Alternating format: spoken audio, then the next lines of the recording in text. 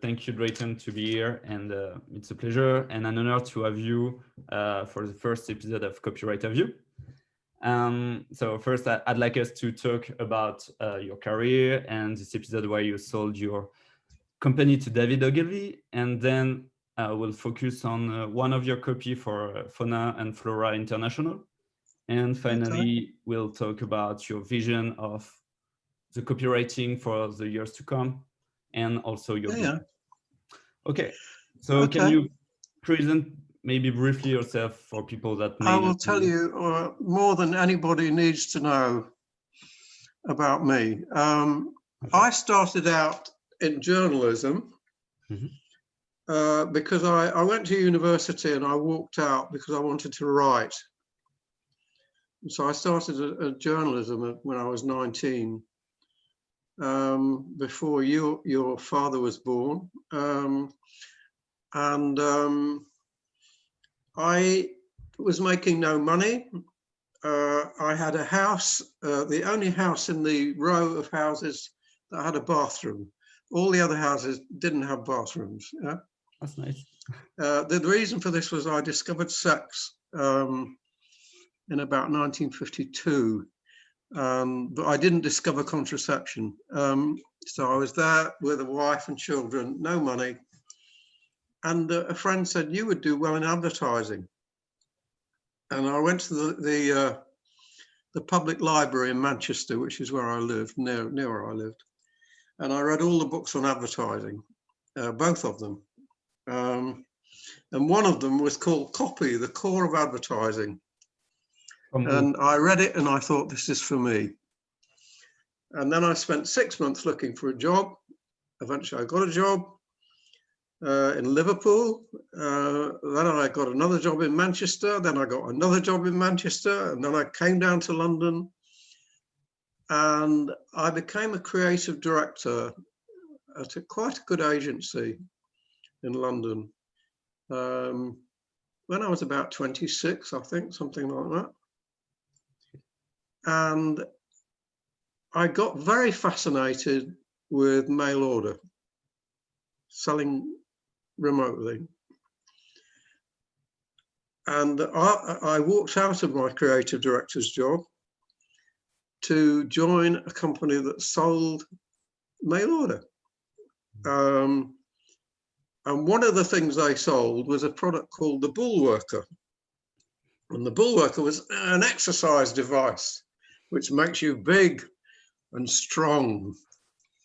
And that product sold all over the world. It still sells today. And strangely enough, it sells to copywriters. There are a surprising number of copywriters have bought the Bullworker. Okay. I don't know what it is. But that really got me involved in the mail order business. And then the company I was working for went broke. And I got a job in what was then the hottest advertising agency in the world, called Papert, Koenig & Lois, run by lunatics. And then after that, I started my own mail order business. Okay.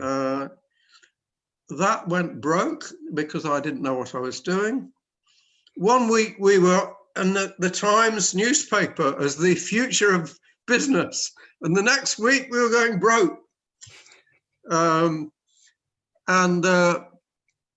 then spent 7 years living under a false name. I used my second wife's first husband's name. So for 7 years, I was David D. McMahon. And I did anything to make money. And one of the things I did to make money was sell swimming pool franchises. And you are looking at the man who sold the franchise to France I didn't know at 2 o'clock in the morning in a club on the Ile-de-France for a lot of money. And the gentleman I sold it to was Monsieur le Comte Philippe Jalon de la Boe. I remember he introduced me to a lovely lady that night. He was very grateful, and so was I. I then went to Germany to try and sell Germany. But unfortunately, although I speak French, I speak un français dégueulasse. That's okay. I remember I ran an ad in Le Figaro looking for investors, and a friend in advertising in Paris gave me an office that I could use. And the first prospect, we ran an ad in Le Figaro, got lots of replies. I'm good at writing ads that get lots of replies. And the first man came in and I said, "Bonjour, monsieur, est-ce que vous parlez anglais?" And he said, "Absolument pas." And I realized I had to improve my French very quickly. I had actually learned French. I lived en famille when I was 16 in Paris, and also near Lons-le-Saunier, near Switzerland. And that's where I learned French, Okay. a little bit. So you wrote an actual advertisement fully in French on yourself? No, I don't think I did. I think my friend, who was a copywriter in an agency in Paris, wrote it. Although, interestingly, I think we're talking about a charity mailing today. Well, I sold what happened was that after the 7 years, I then started an agency. We had no money. Well, I had £700. Neither of my partners had money. And within, I think, 3.5 years, we were the biggest direct marketing agency in Britain. And all the advertising agencies were very keen on buying direct marketing agencies at that time. And we were the biggest. So we were approached by, I think, 8 of the top 20 agencies in the world. And one day I wrote a letter to Campaign, which was an advertising magazine full of rubbish, because somebody had said something rude about David Ogilvy. And I said, "This man is an idiot." And the next thing that happened was that the next day the phone rang, and I had an office in Covent Garden, very smart. And the voice at the other end said, "Hello, David Ogilvy here. That was a nice letter that you wrote." I had already communicated with Ogilvy. 10 years before, 12, when I was working for Papert, Koenig and Lois, I lost my job because it was a very political agency. And one of the other people there was a very, very successful guy who actually wrote a very successful book called A Year in Provence. And he'd worked for Ogilvy in Paris, sorry, in New York. And he said, "Why don't you write to David Ogilvy for a job?" So I wrote David Ogilvy a letter, which began with the words, I wish I'd kept it. I only remember the beginning. I just said, "Dear Mr. Ogilvy, you've never heard of me, but I have a quality I know you prize. I know how to make people buy things." And he replied instantly. He arranged an interview, but I never went because I had children here and I didn't want to leave them. Oh, okay. So when he approached me again, I think he remembered that he'd written to me before. And the day after he rang me in Covent Garden, the head of Europe for Ogilvy rang me up and said, "Oh," I said, "that was a very nice letter you wrote about David in Campaign." And I turned to my PA and I said, "Ogilvy want to buy us." And so they did buy us. We were negotiating until 10 o'clock the night before with another agency, but I decided I would go with Ogilvy because I thought they had the right approach to training. The head of creative there was a guy that I knew who had offered me a job in London before going to New York. So I sold out to them. And I was very lucky because I got on well with Ogilvy. My favorite meeting with him in the first month was in Amsterdam. And I get lost everywhere. And I'd gone to Amsterdam and I went to the wrong office. So I ran along a canal to the right office. And I arrived at the right office, sweating like a pig and smelling of cologne, because in those days, I used to wear a lot of cologne because I was always chasing women and failing to catch them. Yeah. And You're David big was friends sitting then. in a room there on a settee, and he said, "Oh, Drayton," he said, "come and sit here." And I sat down next to him, and he said, "Is that you?" He said, "You smell like a horse boudoir." And I said, "How do you know, David?" And we just got on very well. And I went to visit him at the Chateau Tufu 2 or 3 times, maybe more. He was a very interesting man. Okay. If he liked you, you got on okay. And I think I got on well with him because I wasn't frightened of him. A lot of people were frightened of him. If you did anything stupid, you were in trouble. I remember that very day in Amsterdam, all the people from the agencies around Europe were presenting their agencies, say what they were doing. And the man from Switzerland got up and he showed a picture of the agency and he talked about where it was and this, that, and the other. And eventually David said in a loud voice, "I can't stand another minute of this." And he walked out. Yeah. So if you said anything stupid, you're in trouble. Oh my God. So that was really how Okay. I got involved in the agency, and then they made me the worldwide head of creative on the direct side. Nice. Did you continue to write when you were at and I had to handle the American Express account all over the world. And eventually Ogilvy was bought by Martin Sorrell, and I left. And I remember I was walking in London one day and Martin was sitting in a garden near his office. And he said, "Oh, hello, Drayton." I said, "Hello, Mark." And he said, "How are you?" I said, "I think I'm going to quit." And he said, "Why would you do that?" I said, "I don't want to spend the rest of my life working like a dog to pay back all the money that you've borrowed to buy us."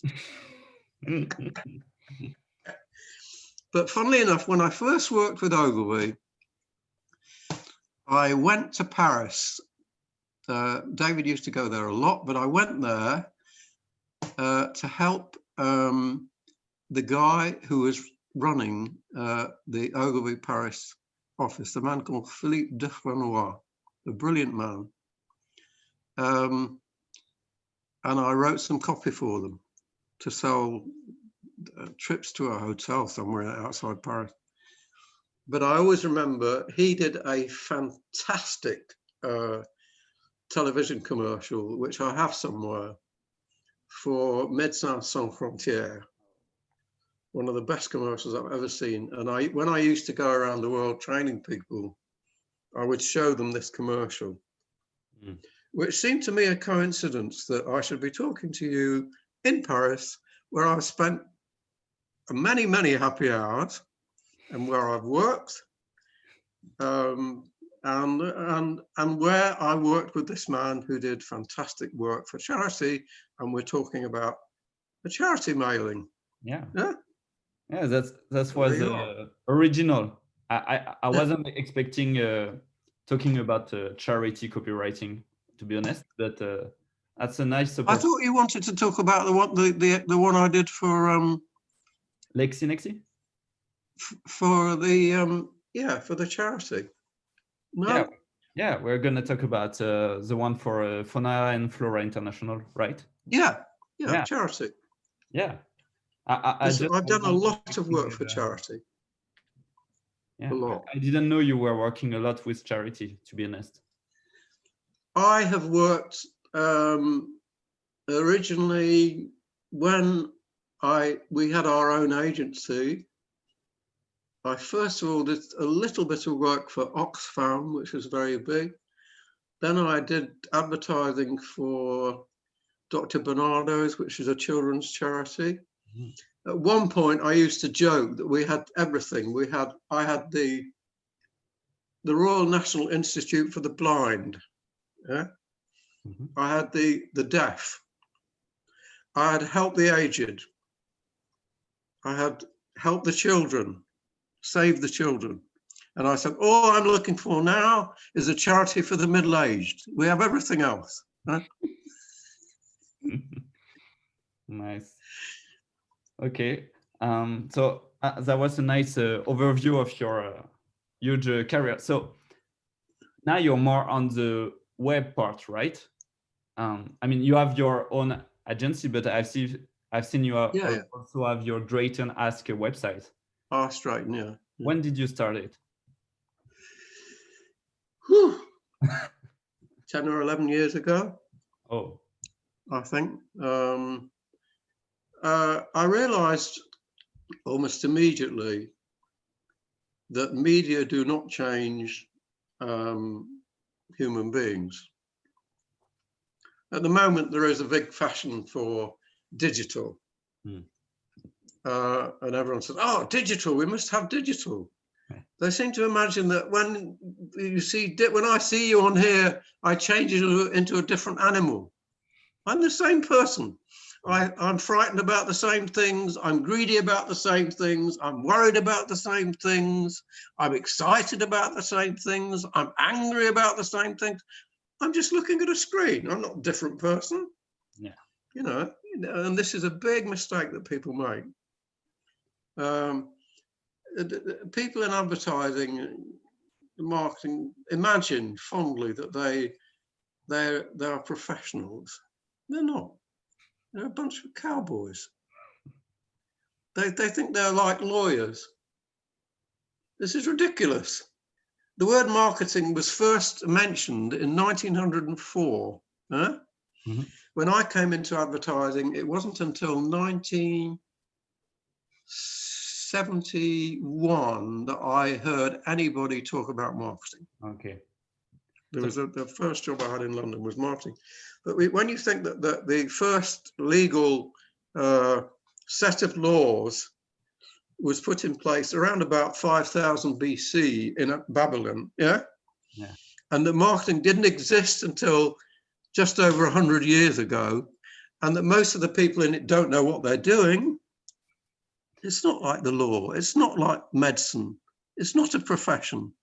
It's a business full of cowboys and people who people who think that if they're charming enough, people will buy something from them. So do you consider yourself as a cowboy too? Yeah. Yeah. So you've been around for a lot of years to see how marketing and advertising has evolved. Did you notice some big difference with the coming of internet? Like the arrival of the internet. Yeah. Did you see the internet is the difference between the internet is a medium. So no difference. Just as the post was a medium, television was a medium, radio was a medium, posters are a medium. Yeah.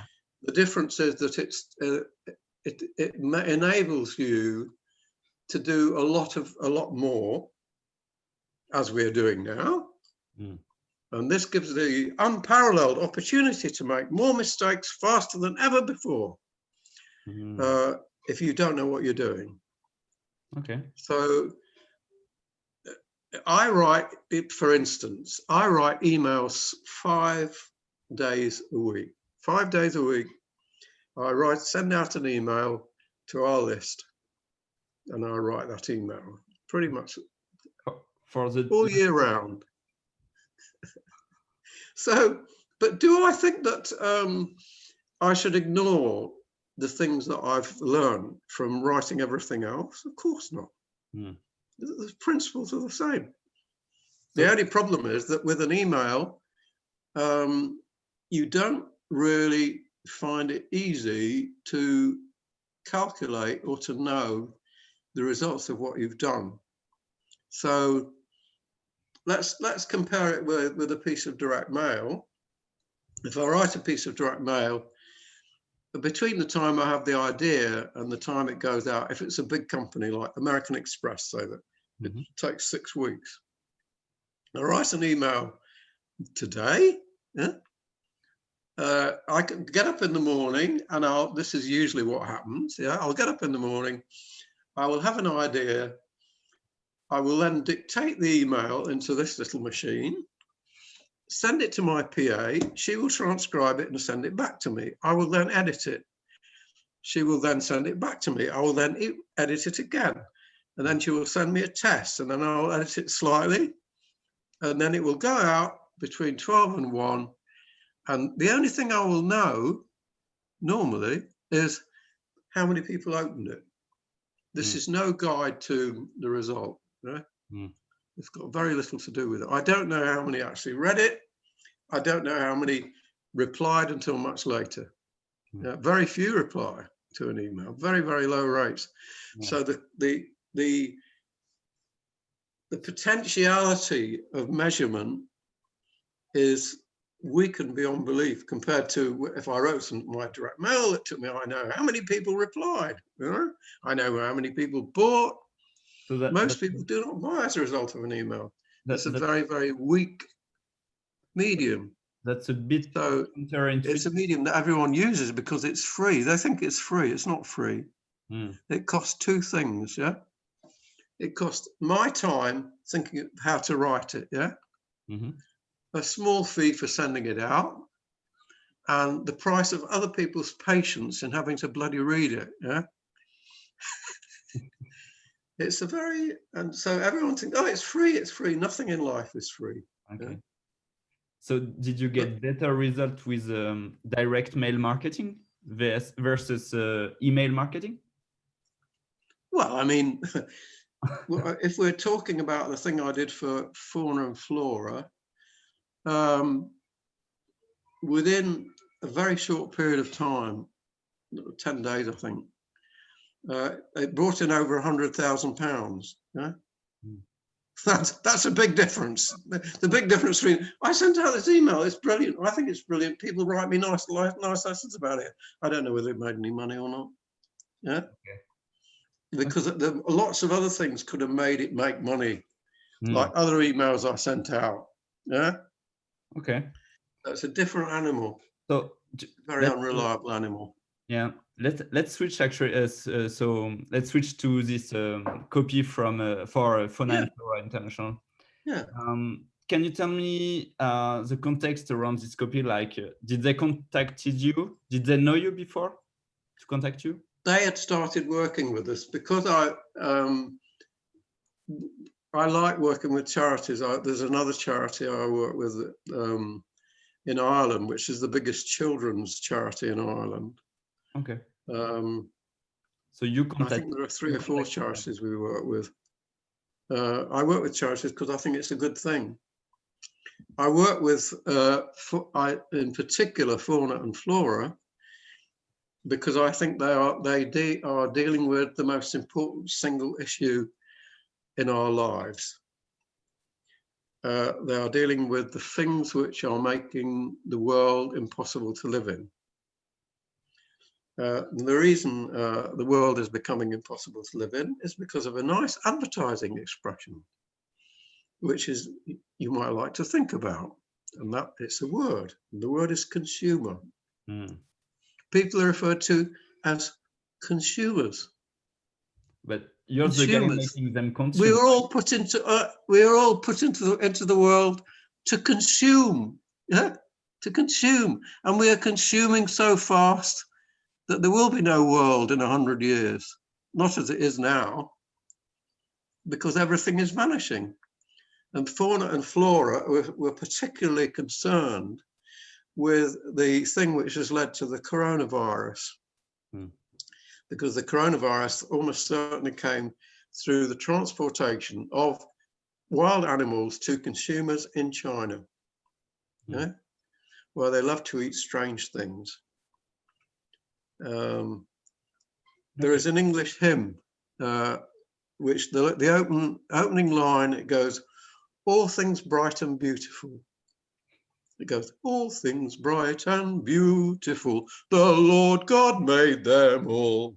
Well, nowadays we have all things bright and beautiful, the Chinese eat them all. And so there's a huge trade in animals, threatened animals, from places particularly like Indonesia to China. And there will be another outbreak like coronavirus, unless something is done about it. So my interest is partly my interest in humanity. I think as I get older, I like to write about things that I think are important. Okay. Hmm. Okay, I get it. So would you mind I share my screen so we can Yeah, take a yeah, look at sure. the... Okay. Sure. Let's do this. I'll tell you exactly how I go about doing things. Yeah, I think that's quite a nice opportunity to have you talk about the general copy and what was your process and how did you come with those ideas and the headlines. Well, the first thing that we do in our agency is the most important thing in writing copy. And that is the brief. The most important single thing in writing copy is the brief. How good is the brief? So we have a thing we call the briefing template.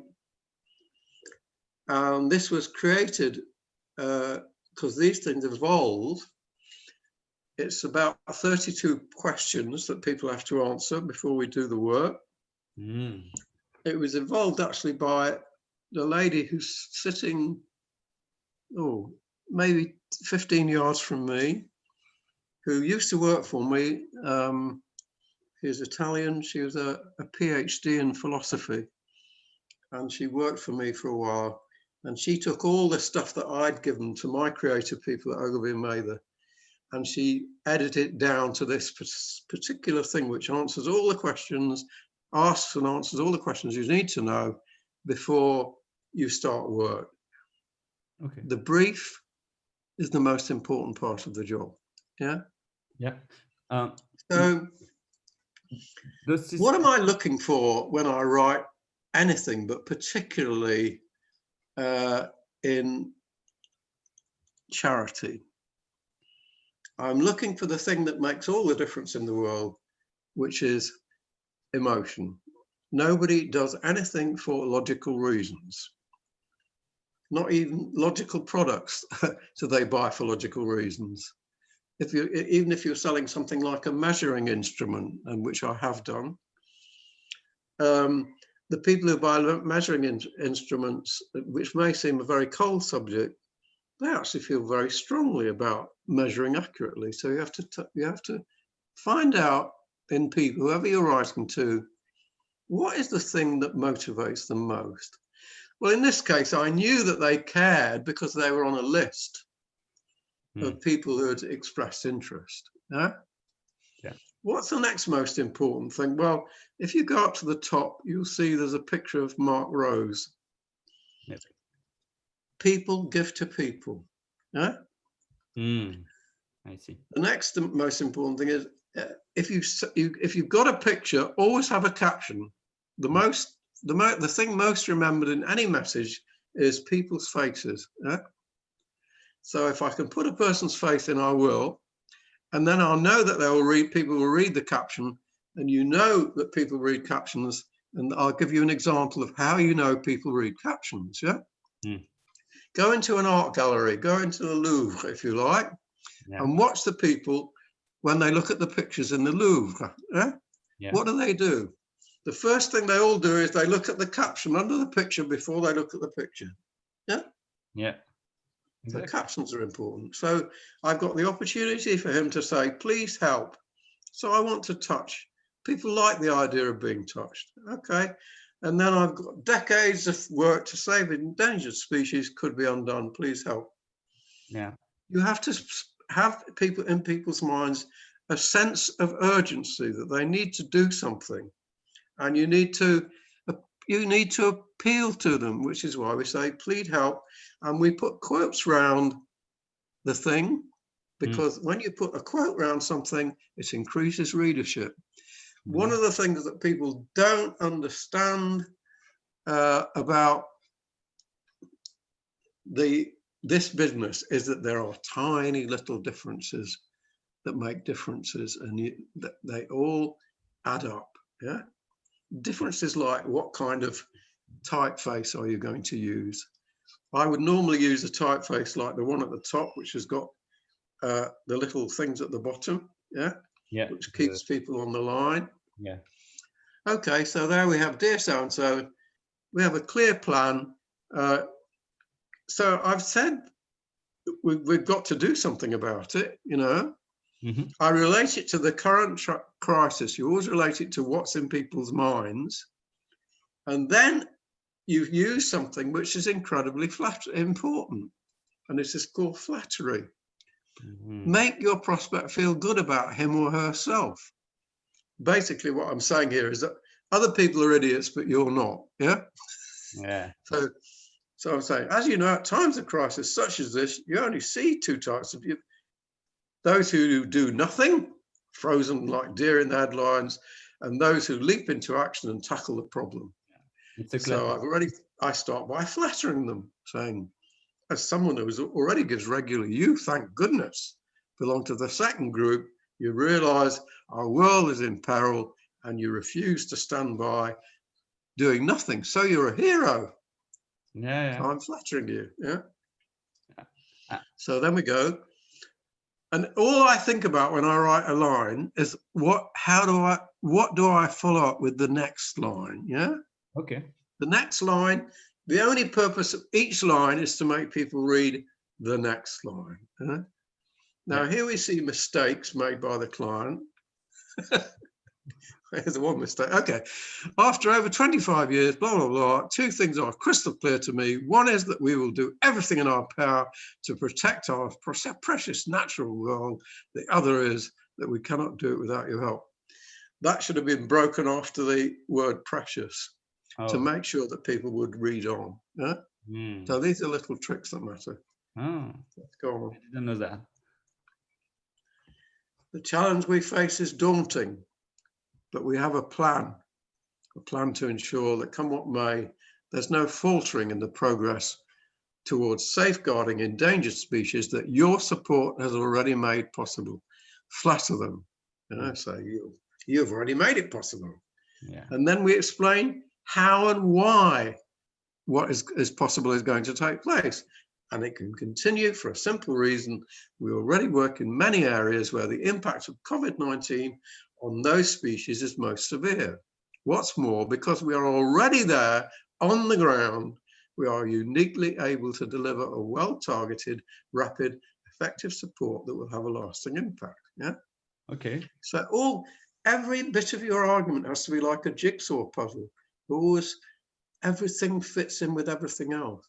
So every time I write something, I think when I write a sentence, I think, how can I make sure people will read the next sentence? So how did you come with the overall structure of the copy? I mean, because we see that if I make the structure clear, it's like COVID-19 has made things worse. So it's urgent for you to act now, and we have a plan. And then you say you list. So it's after that you list like all the projects you've done since the last 25 years, and then you say why basically FFI is the best option they have to help the planet. And so this is the overall structure. But how did you come up with it? How did I come up with what? With the overall structure of the copy. I mean, do you write it like in one way, or do you? How do I write? Do you write first the headline? I write the copy the same way that I write my emails. Okay. I dictate everything. Okay. I even dictate. I'm working on 2 books at the moment, and I dictate the books as well. I dictate them because it's quicker. I have a lot of ideas, and the quicker I can get them out, the better I am. I dictate them because a lot of people actually read what you say in their minds. So dictation gives you a natural flow. Okay. That's going to fit in with the way people read. I dictate them because it's quicker in the sense that I have a lot of ideas. I mean, I'm very, very old. I'm 84, but I still have a lot of ideas. And I get very upset if I have an idea and I forget it. It drives me crazy. Huh? So I do it for that reason. So I will dictate this sort of thing, and it will not be like this. It will be, I'll dictate this bit and that bit and the other bit and the other bit and the other bit, and then I have a lot of stuff. Okay. And then I start trying to organize it. Mm-hmm. And very often I do one thing with a client. People think that they have to sell the idea to their client. Well, I go about it in a different way. I write to the client and say, I was thinking of beginning with something like this. What do you think? And the client, well, if the client likes it, then something has happened, interestingly, in the relationship between you and the client. Now the client is not somebody you are selling something to. The client is somebody who's already agreed that what you're going to do is right. Yeah. Yeah. So everything about this business is, everything in life, is about persuasion. Yeah. Persuading. Yeah. So if you can get other people on your side before you even begin, that works pretty well. There are many things about this that I don't like. About your copy? The principal one is the typeface. Oh. This typeface, a sans serif typeface, is harder to read than a typeface with serifs, such as the one that I had at the top. Yeah. Yeah. Definitely. But it's fashionable. And idiots, I can't do anything about idiots. You can't do anything about idiots. I've given up. I have a question. I have a question about this specific headline. So, are you using purposefully like the FOMO? Do you know what is FOMO? Fear of missing out. Promo? No, FOMO, fear of missing out. Do you know what it is? No, I don't know. I don't know the word. Okay, so it's a psychological effect. When people they hate more losing $10 than winning 20, basically. You know, we hate losing. Oh, you mean you're talking about the size of the type? No, no. It's like the fear of missing something, basically. So, are you playing with the fear of missing something here? I don't understand you. Oh, okay. All I'm doing there, I did not do the layout. I would not have had that green. Okay. Okay. That's the only thing I can say about that. Okay. It looks too. I like letters to look like letters, and the more old-fashioned, the better, and they do better as well when they look old-fashioned. Maybe we can talk about this slogan. Did you come up with it, or? No, it's not. No, it's not. Your... So you just integrated it in your copy. It's something that they do. It was a way of saying, for every £1 you give, we'll double your impact, you know. So that was a way of doing it. And that was actually my art director who did that. Okay. Yeah. Okay. Okay, so pictures are, is it you or is it? People love animals.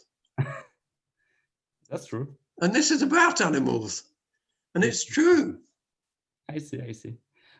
Maybe there's a tremendous amount of research into the different places where they operate, because they're a very, very, very worldwide operation, you know. Yeah.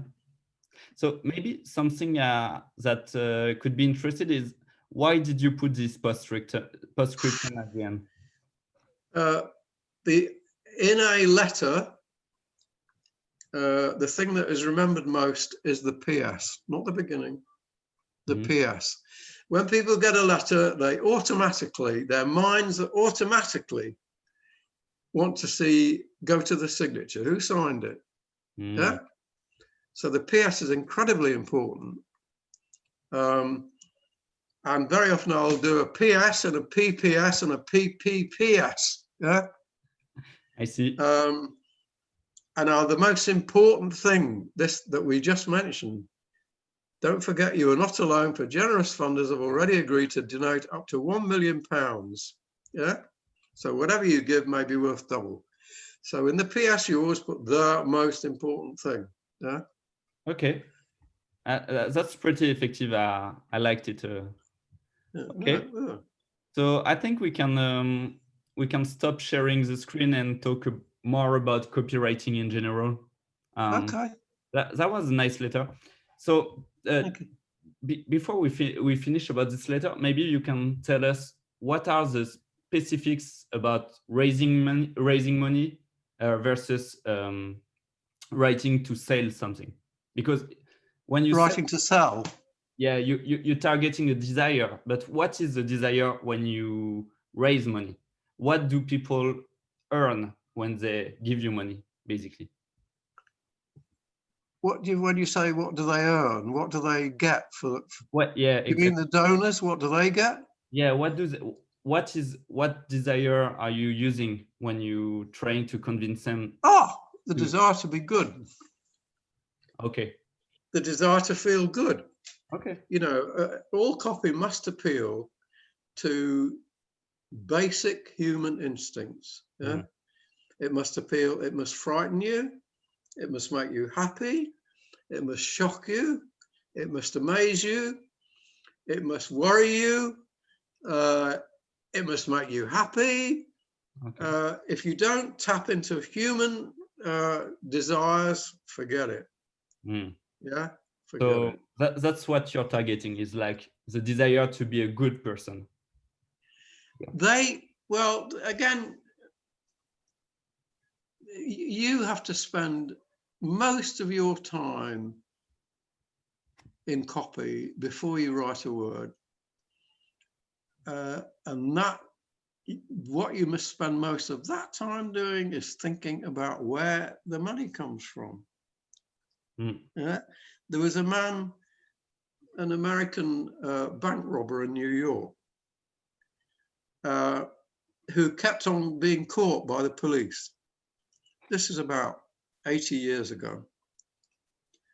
And eventually a New York policeman said to him, "Why do you keep robbing banks?" And he said, "Because that's where the money is."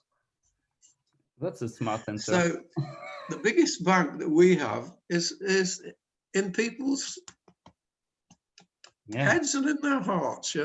Yeah. So the proper study of my favorite, I have many quotations. I'm very fond of quotations, but perhaps my favorite quotation, maybe, is from an English poet who said, "The proper study of mankind is man." The proper study, and I used to, I do a lot of public seminars, and I often used to ask the audience, "Can anyone tell me you tell me what you think is the most popular sport in the world?" And people say, "Oh, soccer, whatever." And I say, "No, it isn't. I'll tell you, do you know what it is? It's watching people." Definitely, I like that too. We love to watch people. Yeah. So go on. Yeah. So copywriting, as I understand it, is like understanding deeply human psychology and human needs and human instinct.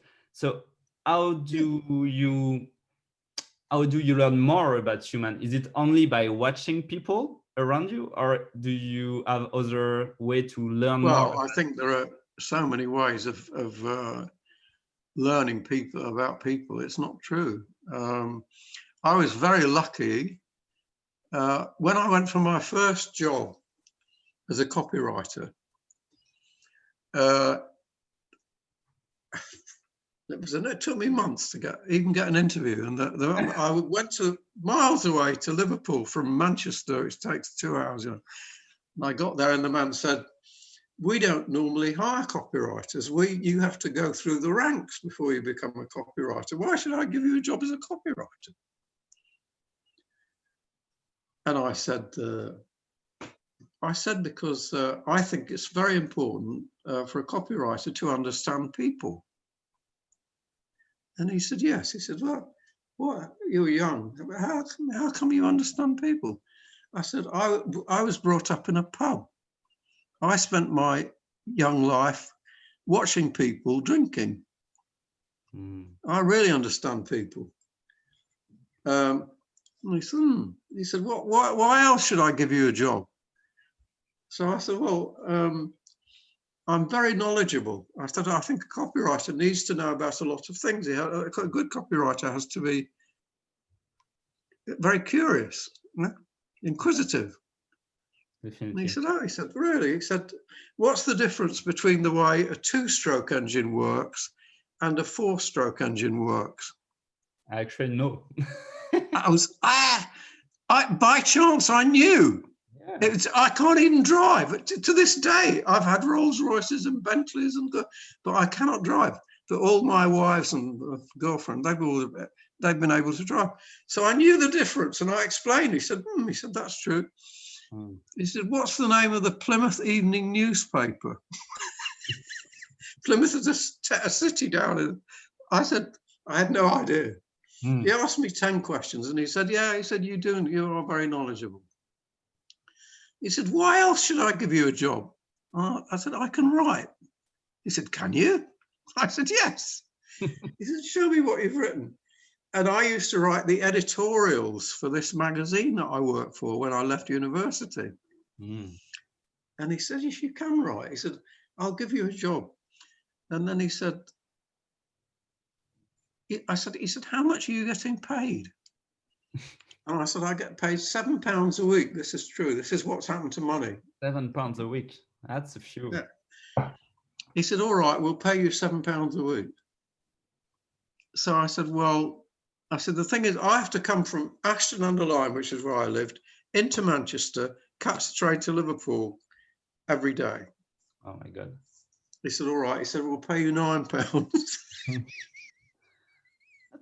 So I used to get up every morning at 6 o'clock, and I'd take the train into Manchester, and then I'd take the train to Liverpool. And I had no money. So I used to go to the market and buy bread and cheese. French cheese, you will be delighted to know. Yeah. Come on. Is there in Britain? I still have camembert here. I eat a lot of cheese. Camembert. So the other days I used to buy tins of ham. And so I'd buy a loaf. And then I'd eat half the loaf on Monday with cheese, half a loaf on Tuesday with ham. And that's how I got going. And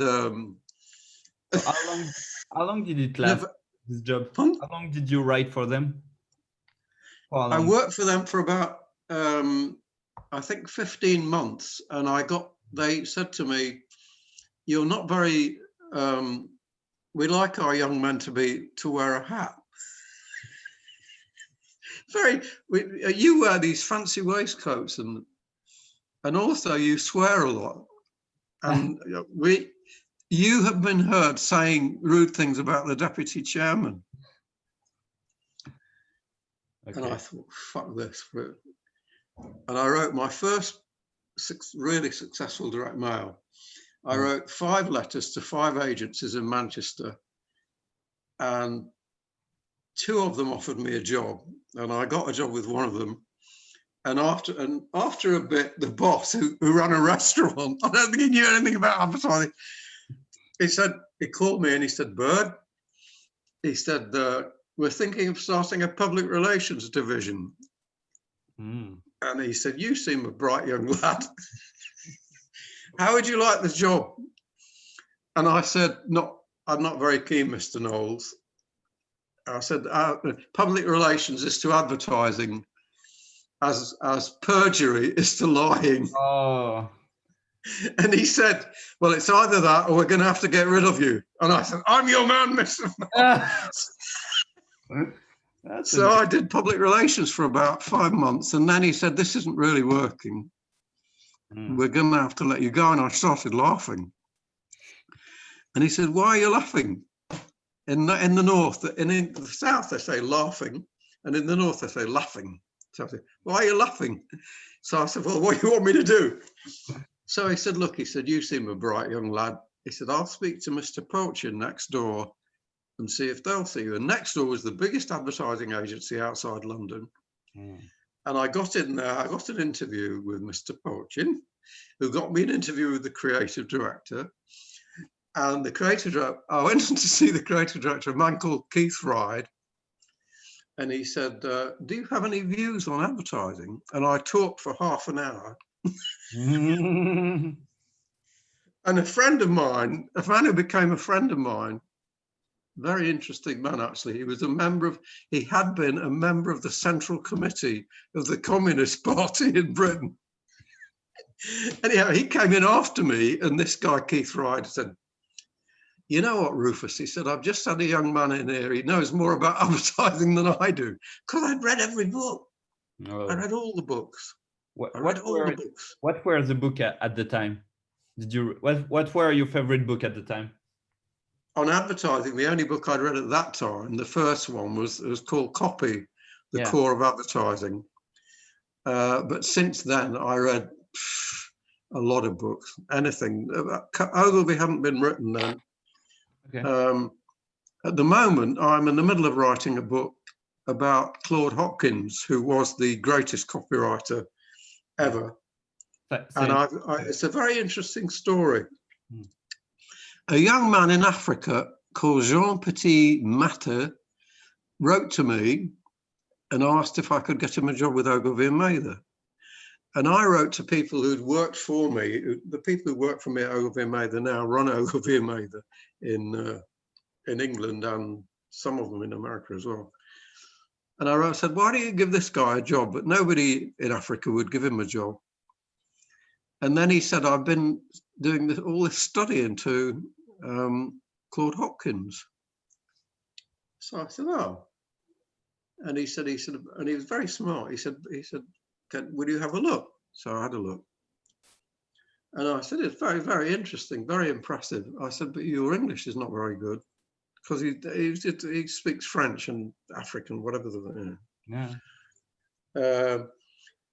and he said, well, the book would do better if you wrote it.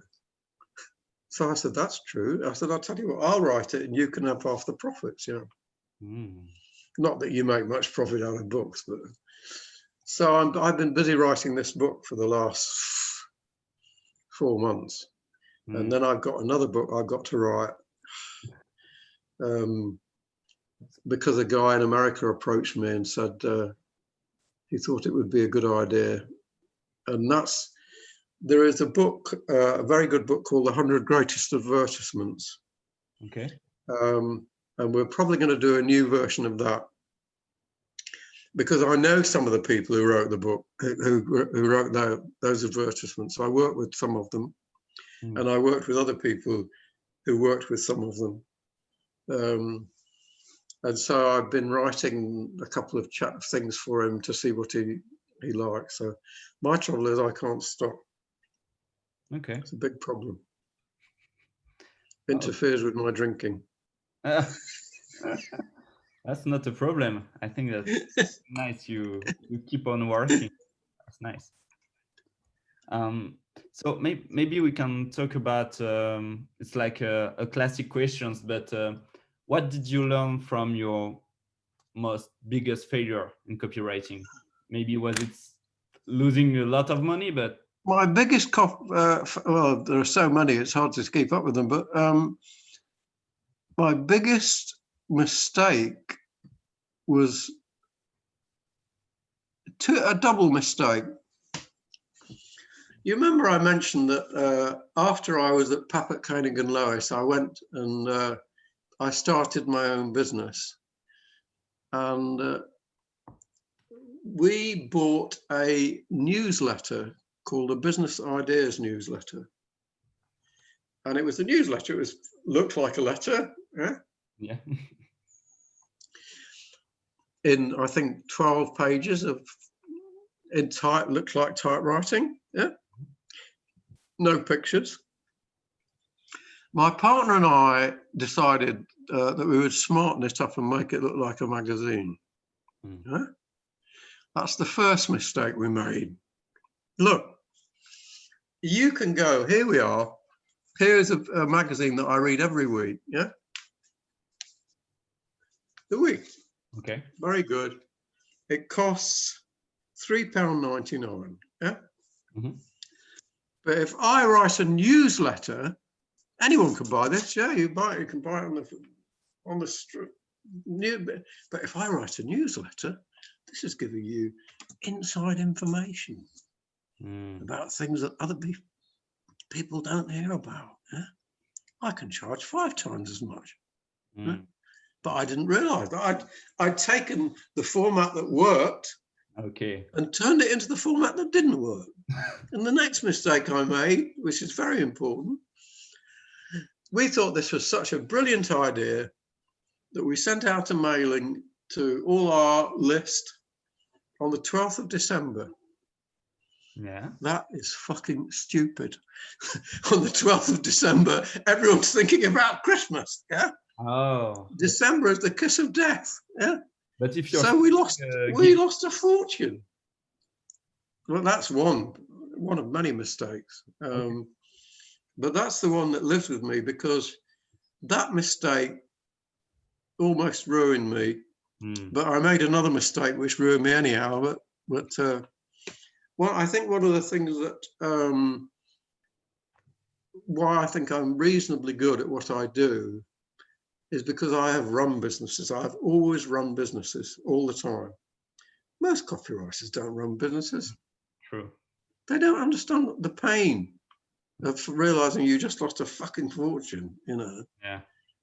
Or eventually I had to place my creditors in a room, and they're all saying, "What did you do with the money? You beast." I see. My partner was so frightened he wanted to leave the country. Yeah. Okay. So I think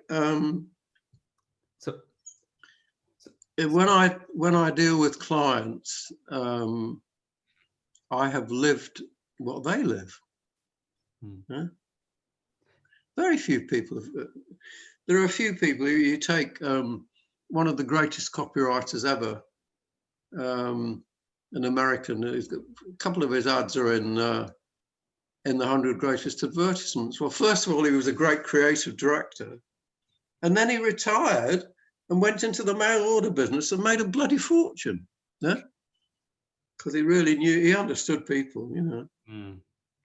People that, one of the problems today is that the young people who go into advertising, where do they come from? They come from, they're educated. Huh? Yeah, true. They have rich parents. They've been to college. Yeah. Yeah. So I was very lucky to because in a pub you meet people. I always remember there were 3 old guys that used to sit on there were 2 prices in the pub, more expensive for the posh people and less expensive for the working people. And there were 3 guys that I used to serve. And they spoke a patois almost in Lancashire, yeah? And they used to tell me this story every time. One of them was called Alec, and Alec was completely bald, more bald than me, and he always had his hat on. He'd come in, and his 2 friends they'd go through, it was like a routine from a comedy show. They would say, "Alec, tell young Drayton how thy wife left thee." That means how your wife left you. So they would say, "Thy wife left thee, how thy wife left thee." And Alec would go, "Went out for a loaf of bread one Saturday afternoon, never came back." You see, so I was talking to people like that all the time. I see. So, And I lived, we had two classes of customer. We had the rich people and the poor people, and I met them all. And even then I was really interested in people. Yeah. Okay. Because that's where the money comes from. That's a nice learning we have today. It's like maybe we should go in pub and serve people and learn a lot about them by listening to their stories. The people who made a lot of money in our business, that's nice, were the people I knew in the 1960s who were Americans. I met a lot of Americans who were some of the world's top copywriters. They offered me jobs.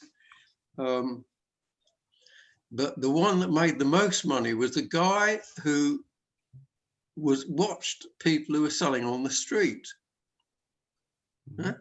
And the thing is, if somebody sells something on the street, say if you send out a piece of an advertisement or something, maybe you get 2%, 1%, but a guy on the street, he'll get 10% of people will buy. He knows more than anyone else.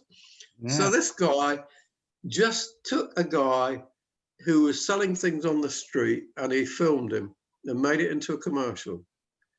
And he made so much money, he became a film producer. Yeah. Really? That's a nice story.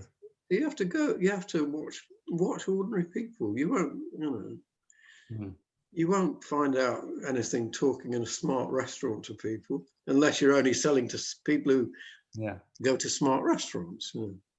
There aren't many of them. Okay.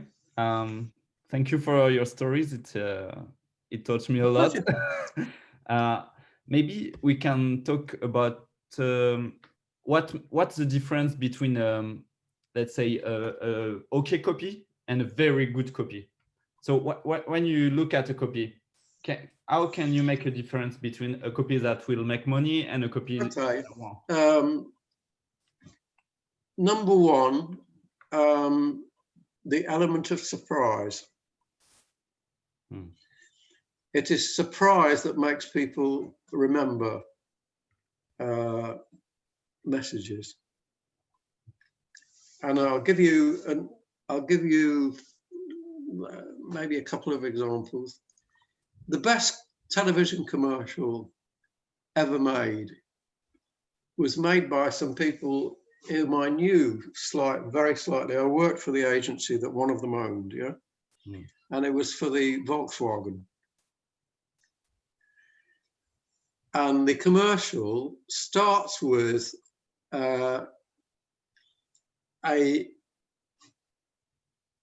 you see a pair of headlights and there is snow everywhere. And the headlights are coming towards you. Nobody said anything. All you hear is the sound of the car. And then the car stops.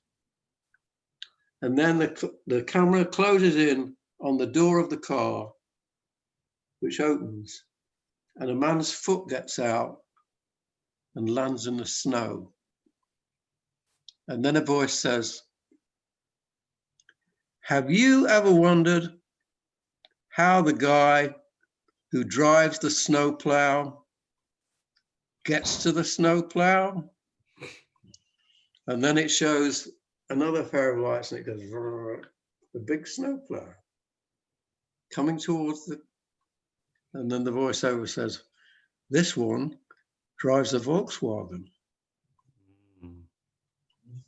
So a perfect advertisement demonstrates, surprises, and touches the emotion. Yeah? That's a nice one. I didn't know that. I didn't know that one. The best commercial ever made. Nice. The agency I mentioned, PKL, I worked with one of the guys who did that commercial. Okay. Another guy that I worked with, who became a very close friend. I'm still in touch with his son. He's died years ago. He could drink, that man. Joe Sacco. And Joe Sacco changed with one commercial, he changed a whole industry. and it was a commercial for a detergent. And at that time, the detergent industry was dominated by Procter & Gamble and Unilever. But this one commercial changed everything. And somebody else leapt into the business. And the commercial was for a detergent that cleaned. And it didn't show a detergent. It showed a man, a knight, riding in armor, like at Cressy, with a lance. And everywhere he's going, everything is dirty, and the lance touches the surface, and it becomes clean magically. And in the background, there is a song. It goes, stronger than dirt, stronger than dirt. That completely changed it. That made the brand, the company that Colgate Palmolive, all of a sudden became number 3, the big number 3. That was done by my friend Joe Sacco. Nice. You see, it touched emotions. Sacco realized that housewives hate dirt and they feel they need help. So all the good stuff is all about emotion. Yeah. Okay. So for you, the big difference would be like a great copy, we remember the big idea around it. Like it requires a nice idea we can remember forever. Yeah, a good copy. I mean, Ogilvy used to say, how to recognize a great idea. Yeah. He said, does it fit the product to perfection? Can you run it for 10 years? Yeah. Yeah, definitely. Did it make you nervous when you first saw it? Yeah. Yeah. I always think, well, I always ask my PA, when I write anything, every single thing I write, my emails, I always say, what do you think, Cal? Because Kelly's, she's very bright. She puts up with me. It's very, very. So, another question I have for you is, it's not really copywriting. It's like getting traffic on your copy. How to drive traffic on your copy? Because when we start as copywriter, we can write, but then we're like, okay, I want to show my copies to someone, but basically, how do you drive people onto your copy? Do you have? How do you mean? How do I ask people what they think? No, how do you drive people on your copy? Okay, you're selling mails to your list, but how do you grow up your list, for example? Oh, how did I grow the list, or how do I get people to read, or what? Yeah, how do you grow your list, for example? Oh, I grew my list by somebody explained to me, the whole concept of the email list. Mm-hmm. And I wrote to the list of people that I had, obviously, because I knew some, And I said, how would you like one helpful idea every day for 7 days? And quite a few people replied.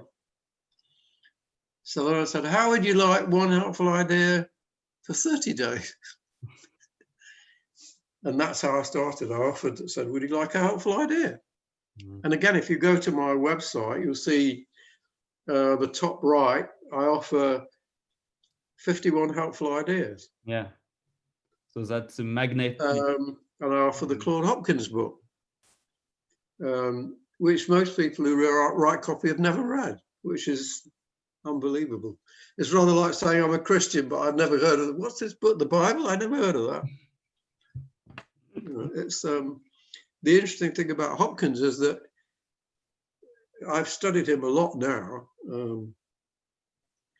He was being paid the equivalent of $1.5 million a year in 1904. And he wasn't, that's what he would be today. Yeah. Okay. He was paid the equivalent of $1 million for launching Pepsodent. He did that deal twice. But when he wrote his books, his clients said, please do not show any of your advertisements. We do not want anyone to see what you do. So he didn't show any of his ads. So I've got hold of 7,000 of his bloody advertisements. And that's what the book I'm writing is all about. It's about, and all about how he got his ideas. He had 10 principles that he followed. Okay. I mean, I was thinking about this the other day. Say, I nearly went to work for Ross and Reeves, who came up with the unique selling proposition. Joe Sacco actually wanted me. He said, why don't you be... Joe was looking for people for him for a creative director. He said, why don't you go and work for... But I said, no, I'm staying in England. But so the unique selling proposition, that made an agency, But Hopkins had 10 ideas like that. He had all the ideas before anyone else, and some ideas that nobody else had. But his ads. So once you suddenly realise it's the language is a little old-fashioned, you realise that this man was so forceful, it was unbelievable. It comes out in every word. His burning desire to sell was unbelievable. Okay. Unbelievable. So I see things that he wrote that are still being copied. Well, there are other people like that. John Caples, who wrote the ad, "They laugh when I sat down at the piano." That's been copied more times than I care to think. Yeah, there is nothing new. There are only lots of people too stupid to come in and learn from the past. Okay. No. It's ridiculous. So what you're saying is in his book, Scientific Advertising. So there's not all the knowledge of Hopkins in this book. He kept from it. No, there's knowledge is there, but there's no examples. Oh. David Ogilvy said, he said of that, but he said that this book changed the course of my life.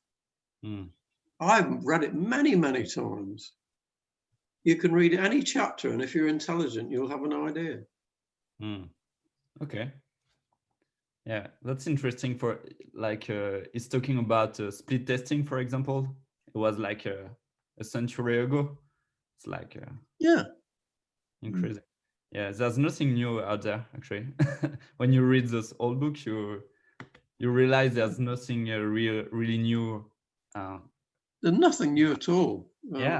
It's nearly all the advertising today is rubbish. Absolute rubbish. The people that don't know a thing. Yeah. Okay. Stupid. Every day I go through the ads and I think, what is your problem? So I think we can idiots conclude the interview. So can you tell us about your actual businesses aside your agency? Like today, you have your agency where you do copy. Yeah. I do believe you do copy. And you also have Ask Drayton. Is it like a side business or is it a main? Can you tell us more about Ask Drayton is a continuity deal, what they call a continuity deal. Ask Drayton is just, well, the interesting thing about Ask Drayton is that a continuity deal, which originally was invented by, or at any rate formalized by two people in 1930, when they created a book club. But the book club wasn't really that new. They formalized the thing of saying, have one book for $1 and we'll keep sending shit to you until you give up. So Ask Drayton is the same thing. Try the first month for $1, and then if you like it, you pay $27. But the interesting thing about it is that, as far as I know, the average continuity deal, the average length of people stay on it is 4 months, between 3 and 4 months. People stay on Drayton for 10 months on average. That's nice. I've got people who've been on there for 10 years. Yeah. So it's full of everything that I know. Okay. So if you can't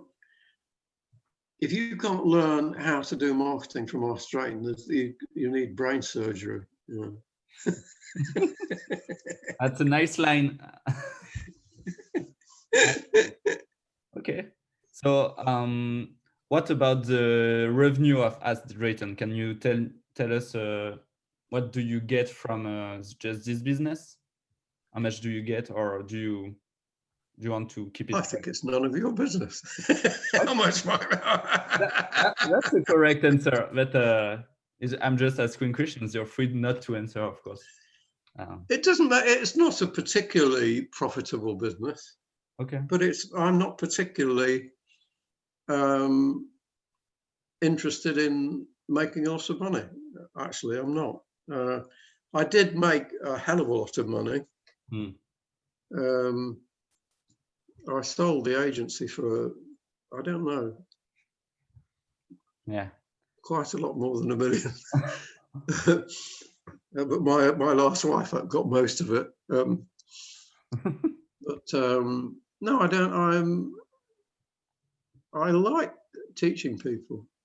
Okay. That's what I enjoy. And I like, particularly, I like spotting people. What do you mean? I've got 2 people at the moment. There's a girl I know, she's 40. This is a girl I met in a totally different context. And I said to her, you do well at copywriting. She said, I'm not interested in that. I said, do me a favor, read this little book. And I sent her Claude Hopkins' book. At 14. And she said, oh my God. She said, I love the idea of doing that. So I said, okay, let's see if we can find you a client. But she's 14, right? And so I found her a client, and I discovered something about her, which is that she's not a great copywriter, but she's not bad. She's okay. But what she's absolutely brilliant at is looking at somebody's business and finding something they could sell. So I have a guy who's been chasing me for literally years to do something with him. And I said, all right, I will work with you with this girl. I said, she'll write the copy and I'll correct everything. Okay. And she then produced a brilliant idea very quickly. And she's working on another one now. And I think she'll do very well. Nice. I'm always looking for people that I think have talent and are interesting and deserve to succeed. So I had a guy today who sort of wants to do something with me. I will definitely do something with him if I can. Okay. And I said to him, you're exactly the kind of person I like to work with. Because I could see, he went to a lot of trouble for me.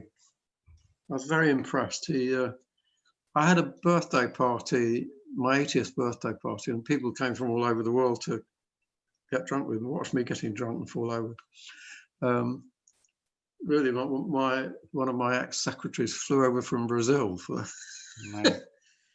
And one guy who I didn't know had gone to a lot of well-known people in the business and got them to make videos saying happy birthday to me. And I was very impressed. I thought, I'll work with that guy one day and I get a chance. Now I'm just about to do something with him, I think.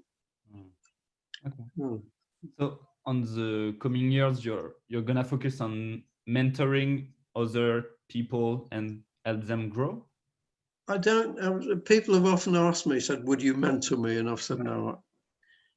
I just end up doing it. But what you told me about this girl is what we can call mentoring, no? Oh yeah, it is. Yeah, that is what I do. Except I don't get paid for it, you know. Yeah, no, I know. But so, what are your next big projects for, I don't know, the next year or Oh, so? the only two things that I'm concerned with are the Hopkins book and the book based on the 100 greatest advertisements. Okay, so I'll be happy to read it. And that's it. It will be good, I can tell you. I'm pretty sure. It's I chose two that I knew a bit about, and one which I'd actually written about previously. And it's if you stay there, I think I could probably show it to you.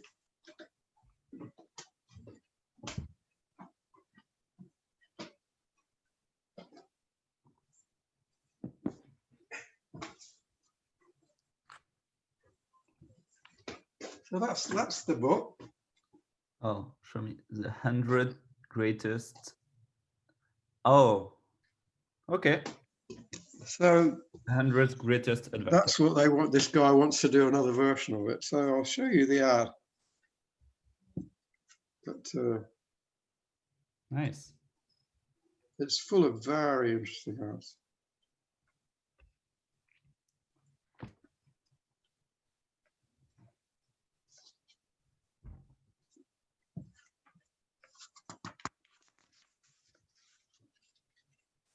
So what it did, it's a book where the people who wrote the ads, or the people who knew the people who wrote the ads, describe how they came about. Number 133.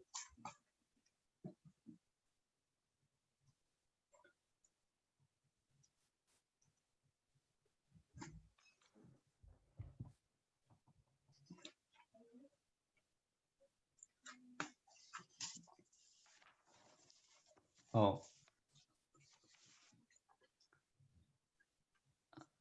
My friend Joe Holmes is now a horse. Nice. So is it an ad from Hopkins? No.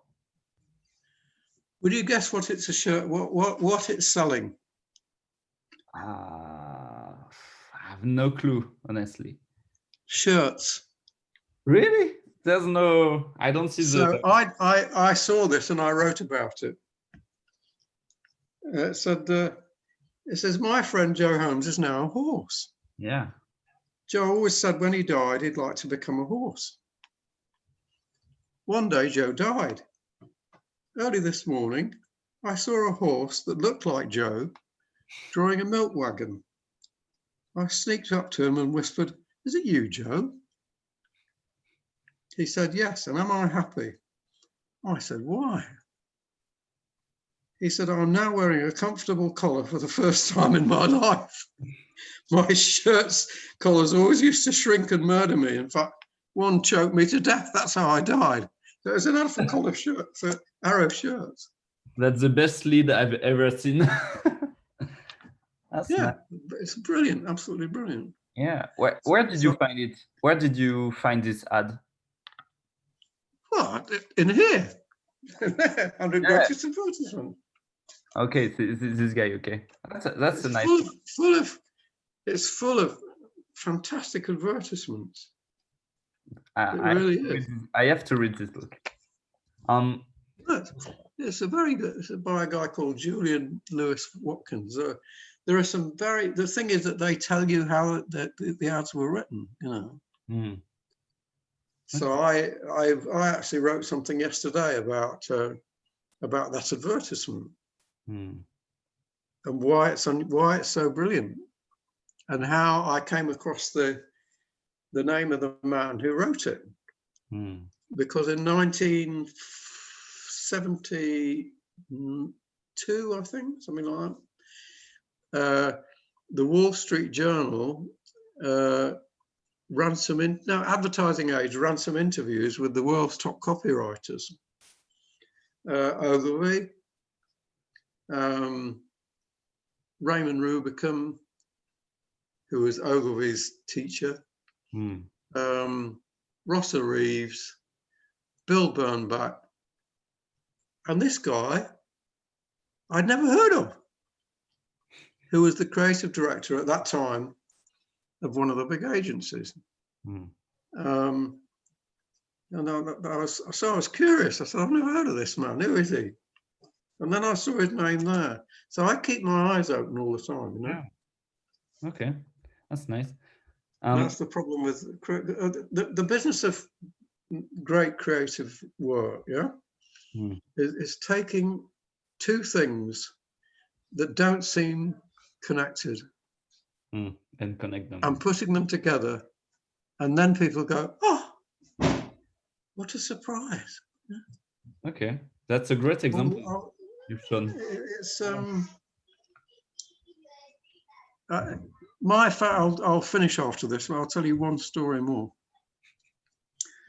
My favorite client and cleverest client was the European head of the Reader's Digest, which was a huge business and very well run until they screwed it up. His name, Victor Ross. People were terrified of him because he was so clever and he didn't suffer fools gladly. And we got the Reader's Digest business. We were the only agency in the world to run advertising for them. That they did all their own stuff except for us. And I went to see to do my first presentation to them, and they said to me, "Mr. Ross will be in the audience. If he doesn't like your presentation, he won't say anything. He will just fall asleep." So Victor and I became great friends. I've almost finished, actually. So,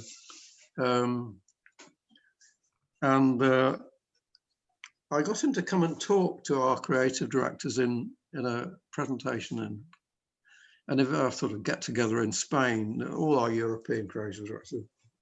And he stood up and he said, I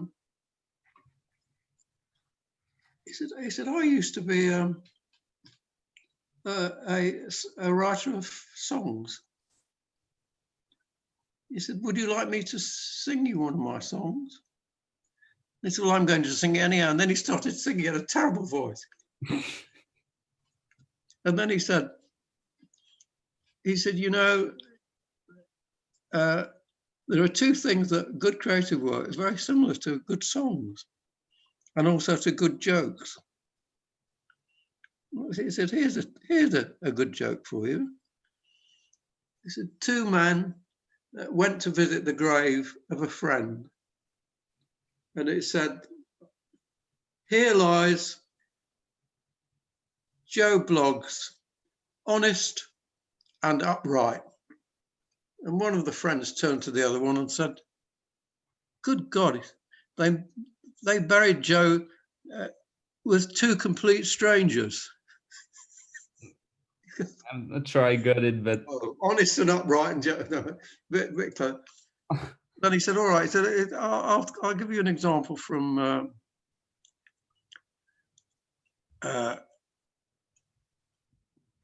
pop song. And he gave examples of where things suddenly change without you expecting it. And that's what makes great copy, you know? Okay. You know, story, but that's the trick. That's the one that I told you about, the Volkswagen. It's a complete surprise, yeah? Okay. So that surprise fixes it in your head, yeah? I think I get it. It's like it's what is in common with all those great advertisements. It's like this idea you cannot forget and you can tell forever and forever. It has to be unforgettable but relevant. Okay. I must leave you now. I think we've had a long conversation. Yeah, it was very much longer than I was expecting. So thank you very much, Drayton. Maybe you want to tell us where we can find you after the interview? Oh, if anyone wants to get hold of me,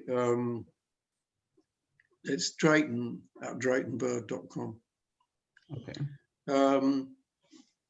And if anyone found this interesting and they want to learn more about what works and what doesn't and why, with thousands of examples, yeah, then they should just go to Ask Drayton. And then if they're feeling really, really good and generous. They can spend $1 and try a month. And then they could say, maybe he wasn't talking shit after all. So that's Drayton at DraytonBird.com and Ask Drayton. Okay. AskDrayton.com. So Pleasure. thank you very much for your time, and it was a pleasure. I learned tons of stuff. I'm still very early in learning copywriting and all this stuff, so this was helpful for me, and I think it would be helpful for many others too. So thank you, Drayton. I didn't even get my favorite quote from Napoleon. I had lots of Napoleon quotes. It was about testing. Napoleon said, there is somebody who knows more than anybody, and that is everybody. The best argument for testing. Okay. Okay. That's Ciao, great. ciao. Ciao, ciao. Thank you, Drayton. Pleasure.